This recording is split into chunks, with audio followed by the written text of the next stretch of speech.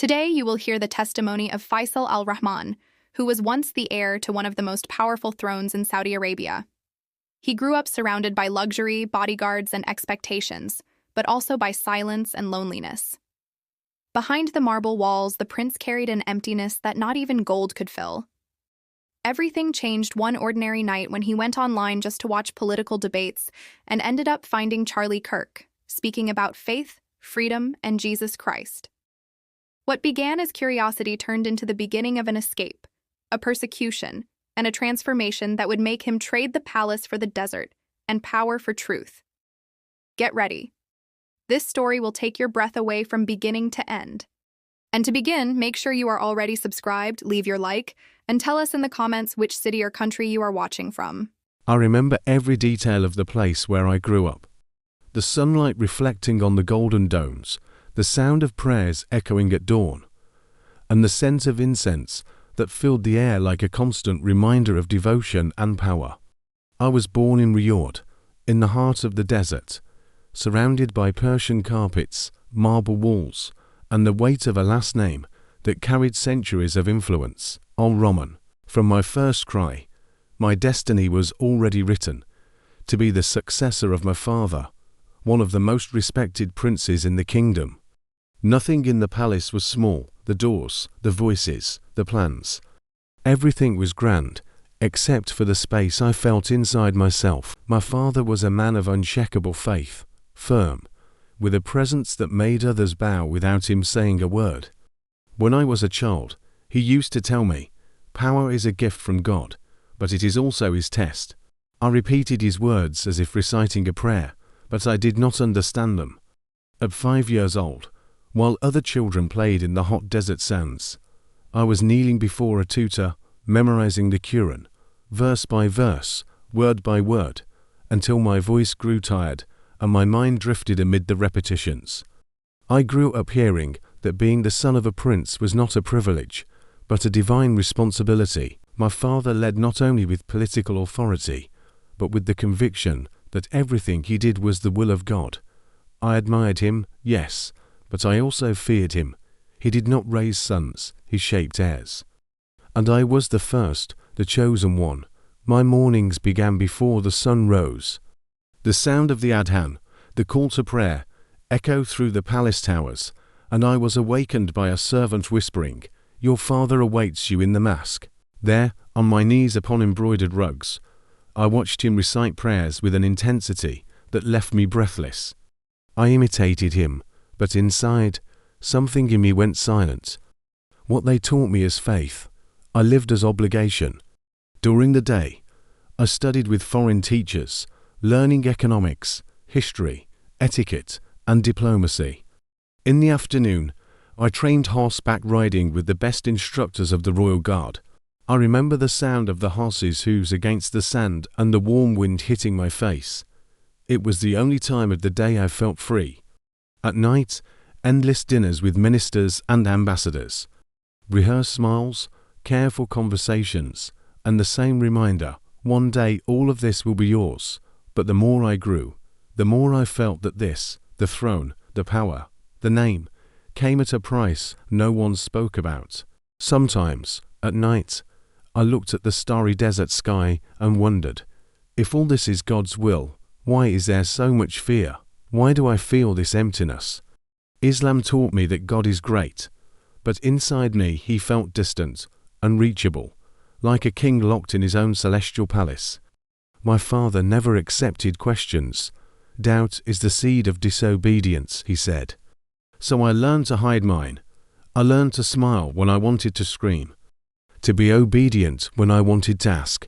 Over time, I became an expert at appearing whole, even when I felt shattered. When I turned 20, I was officially introduced to the Royal Council. I remember the weight of the traditional garments, the gleaming gold, and the expectation in everyone's eyes.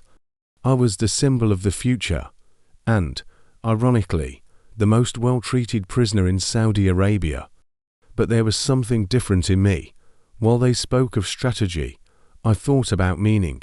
While they celebrated victories, I wondered how many people had died for them. And it was in that storm of appearances that the crisis began. Not because of war, nor betrayal, but because of an apparently trivial conversation. During a diplomatic trip to London, I attended a dinner with young Saudis studying at British universities. Among them was a sharp-tongued young man, with a critical gaze and courage that bordered on insolence. He asked, "You speak of faith and authority, but have you ever read anything that wasn't approved by your father?" The room fell silent. I felt my blood boil. Who did he think he was to challenge me? But when I returned to the hotel that night, his words echoed in my mind. For the first time, I felt ashamed, not of him, but of myself. I, who had access to everything, realized that I lived surrounded by invisible walls.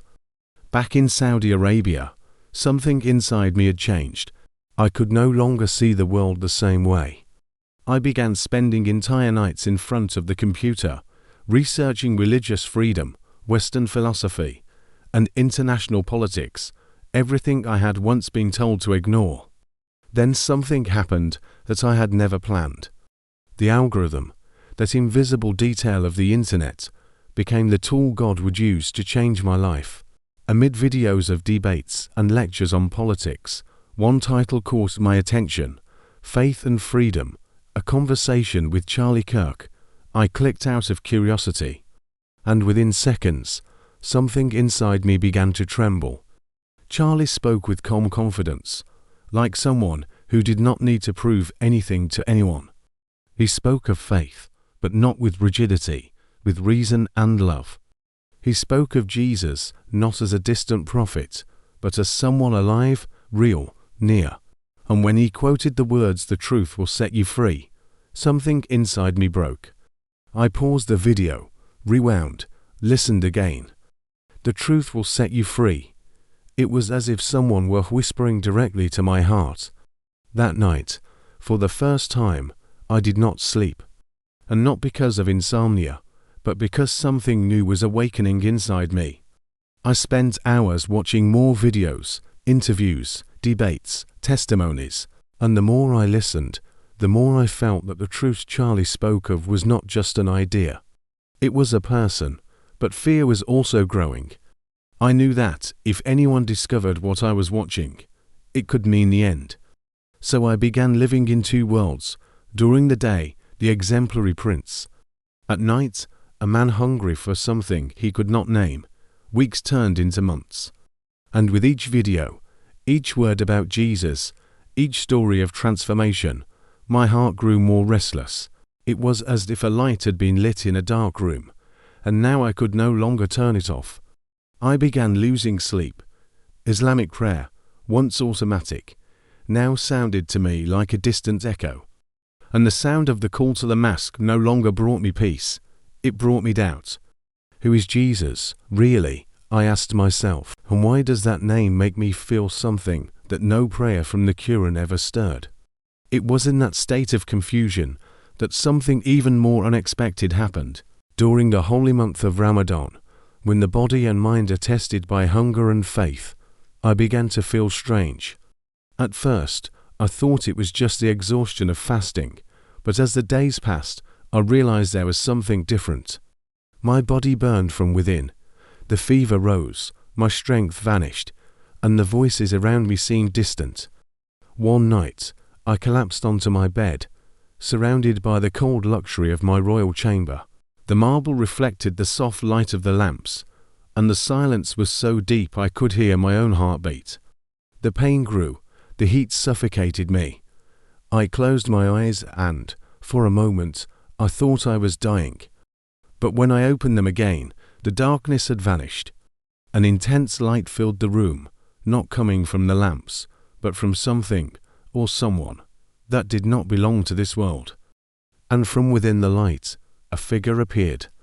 White garments, calm movement, an indescribable presence. I could not scream, nor move, but I did not feel fear. I felt peace, a peace that no wealth, prayer, or power had ever given me. The figure slowly approached, and then I saw it, luminous marks on his hands. They shone like fire and, at the same time, radiated gentleness. When he spoke, the sound did not come from his lips, but from within me.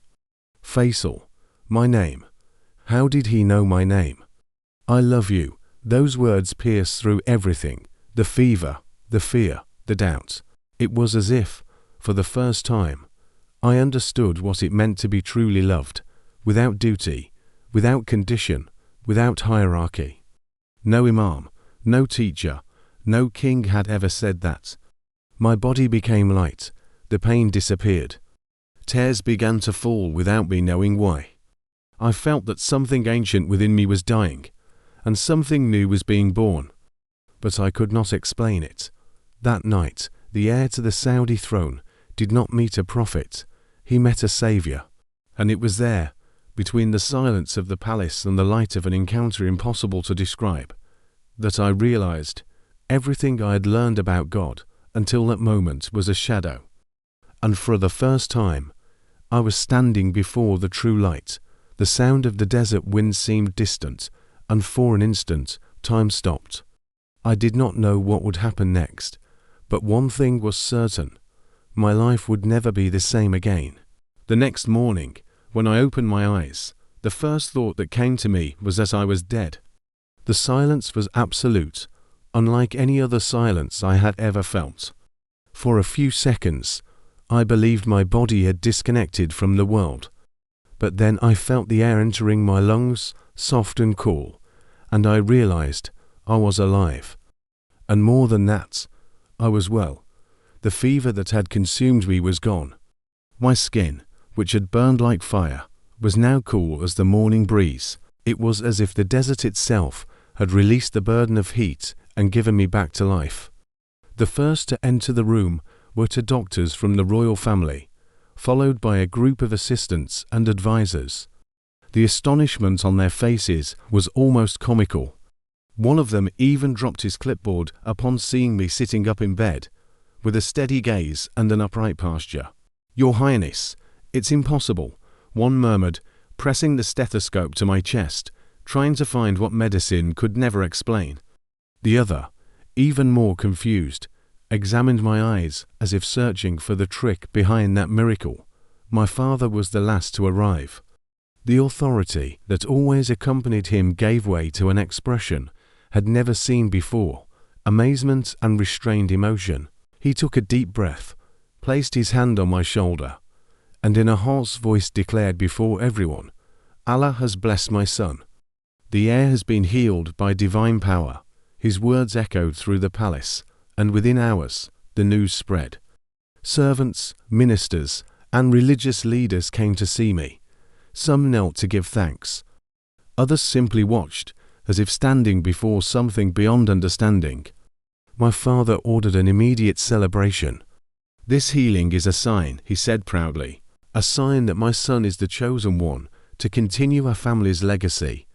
Music echoed through the halls, the scent of incense mixed with spices and freshly brewed Arabic coffee.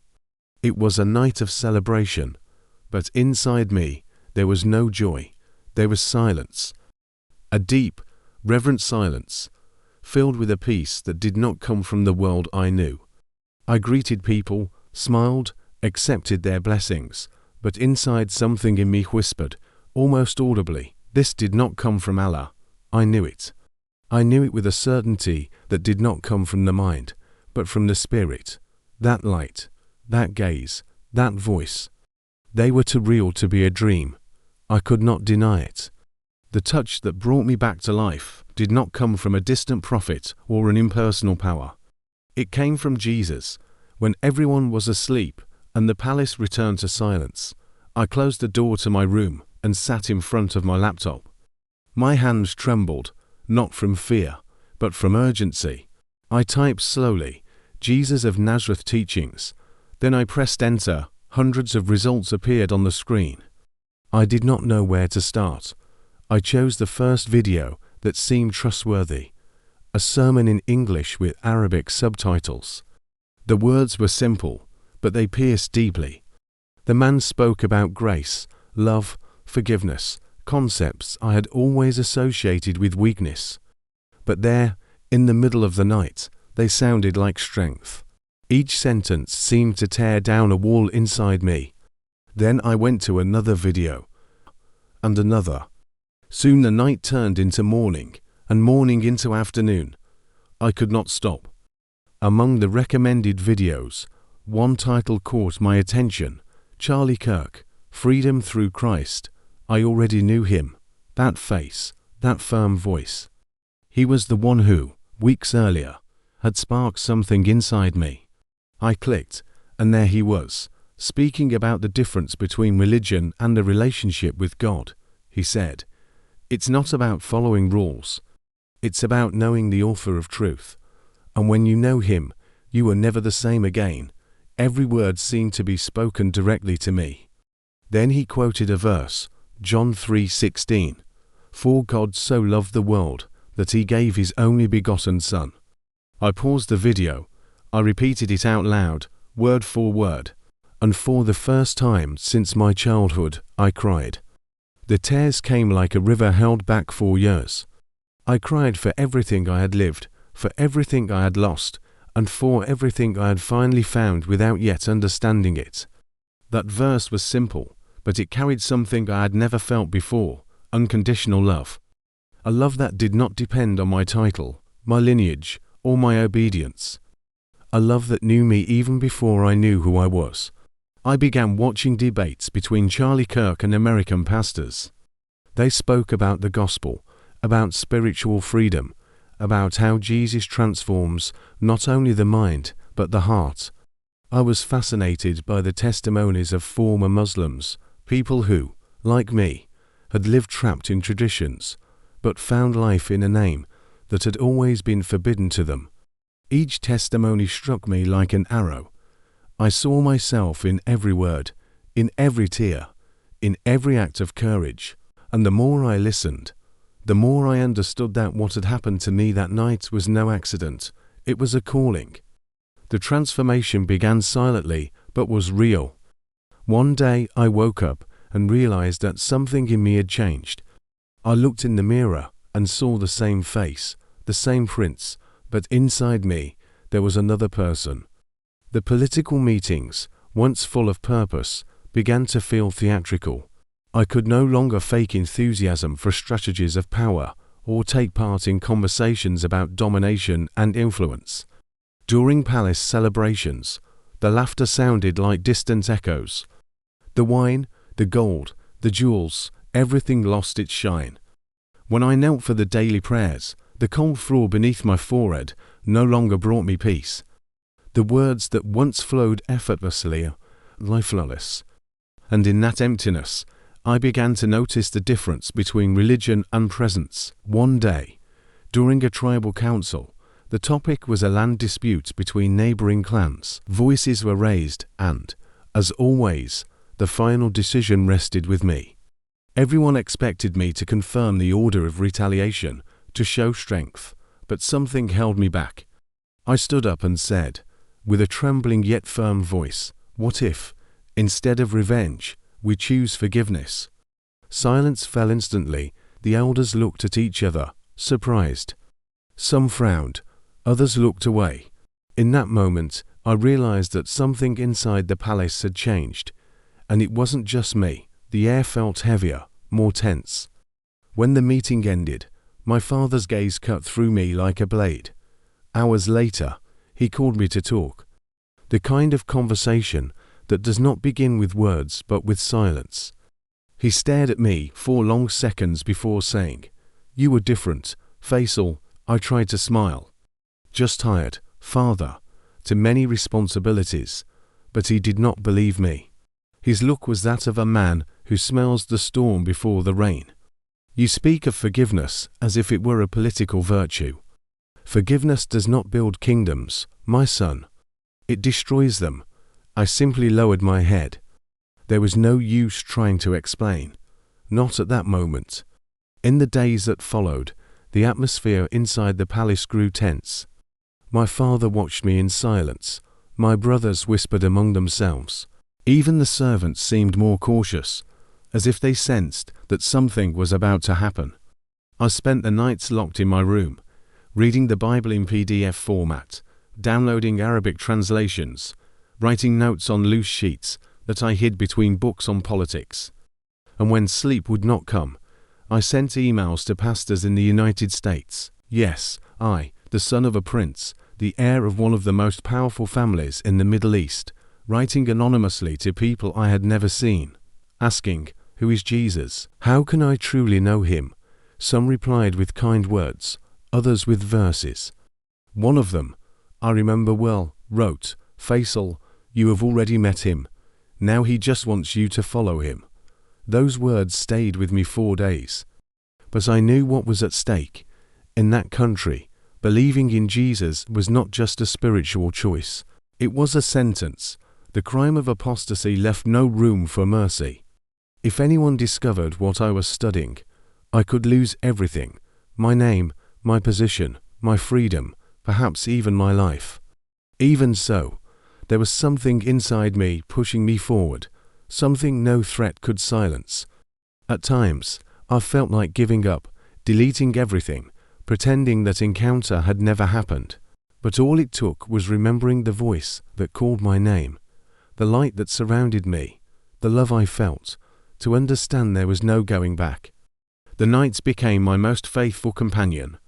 I spent hours gazing at the sky above the palace, the stars shimmering over the desert.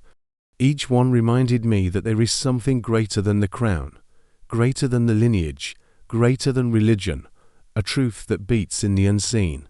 I felt divided, one foot on the throne and the other on the abyss. But the more I tried to resist, the more I felt God's call growing inside me. It was as if Jesus was knocking on the door of my heart, patiently, night after night. And within that golden silence of the palace, I knew a new battle was only beginning. I remember exactly the day my father called me to the main hall of the palace.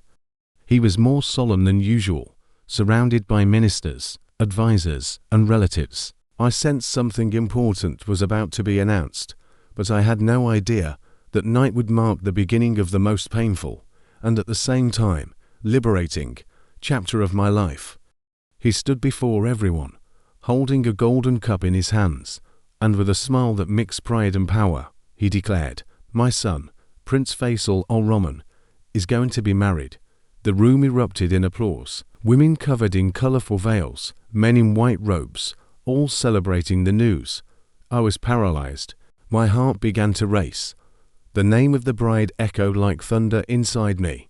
Layla, daughter of another prince from a powerful dynasty.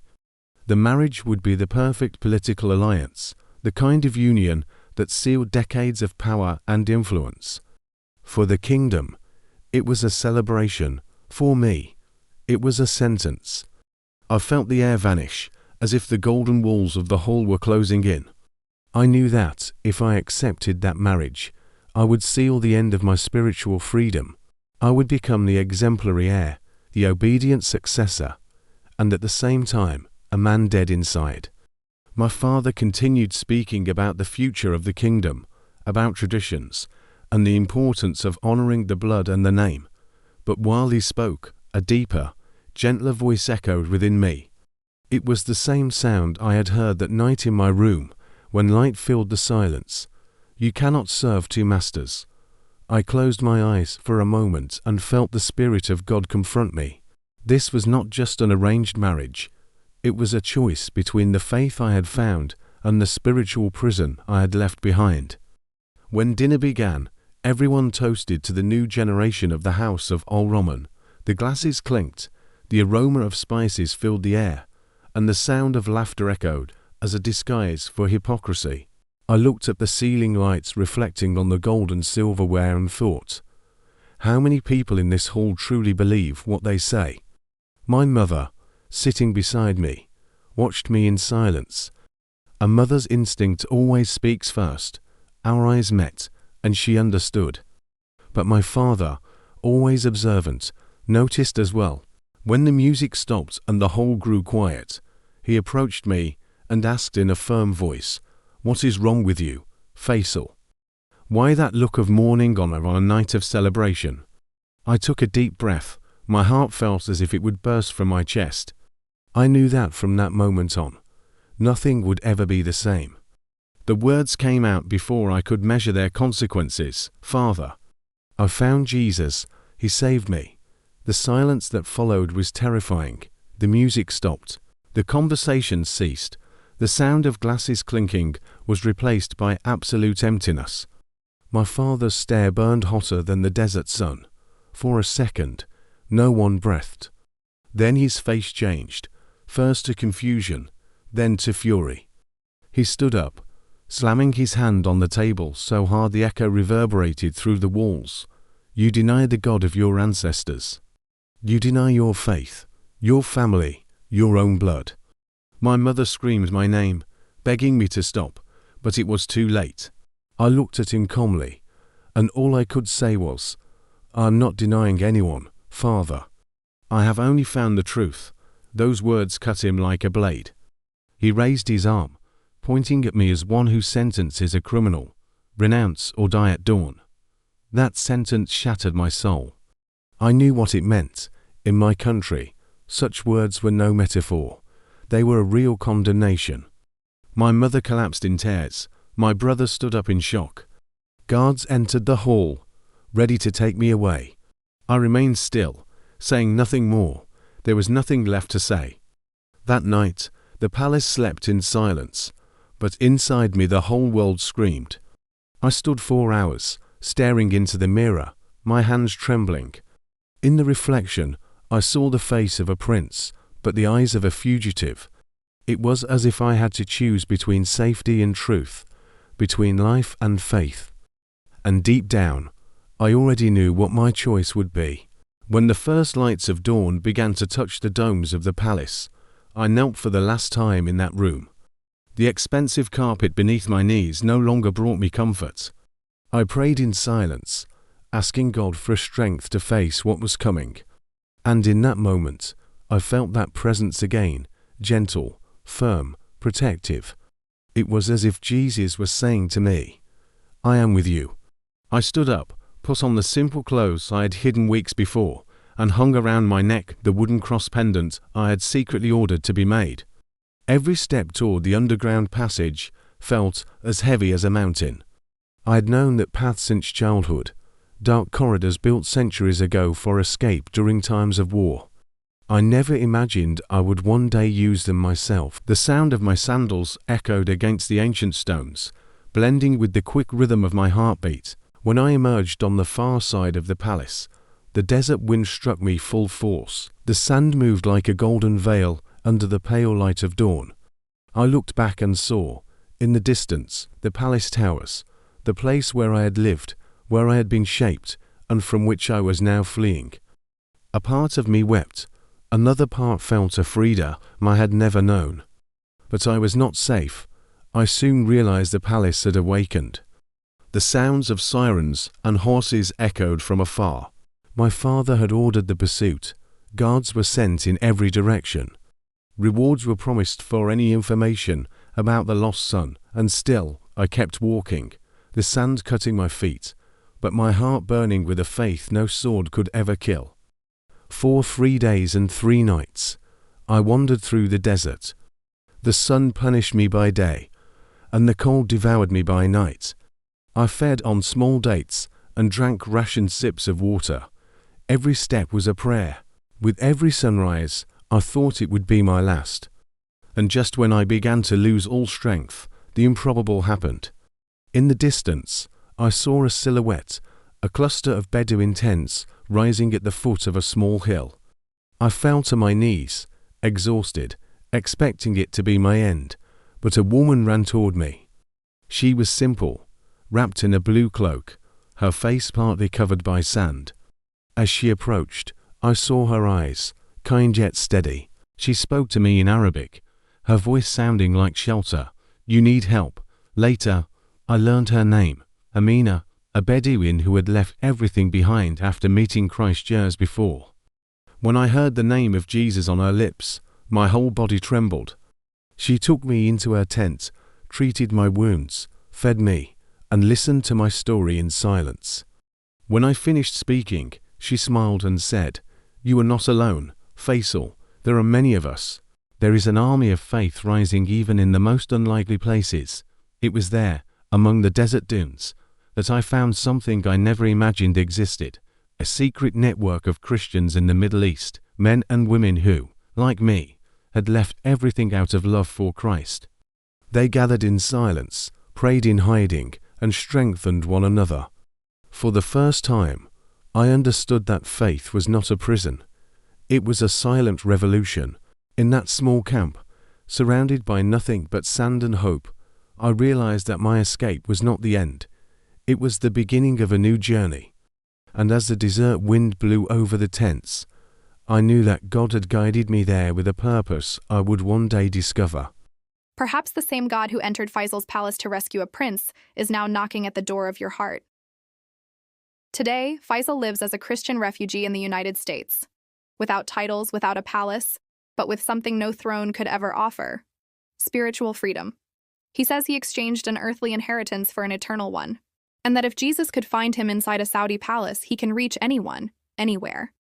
Because when the Son of God says, "I love you," neither religion nor tradition nor power can silence that voice. And for you who stayed until the end, show that you're with me. Comment right now, "I love Jesus," and leave your like so more people can be reached by stories like this. And of course, if you're not subscribed yet, subscribe now and turn on the notification bell, because the next testimony is coming and you won't believe what's next. In the next video, you'll hear the story, From Extremism to Faith. A Muslim student challenged Charlie Kirk, and what happened next shocked everyone. A real transformative story full of twists that will renew your faith and remind you that no one is ever too far to be reached by the love of God. Click the video appearing on your screen and continue this journey of hope, because the best is yet to come.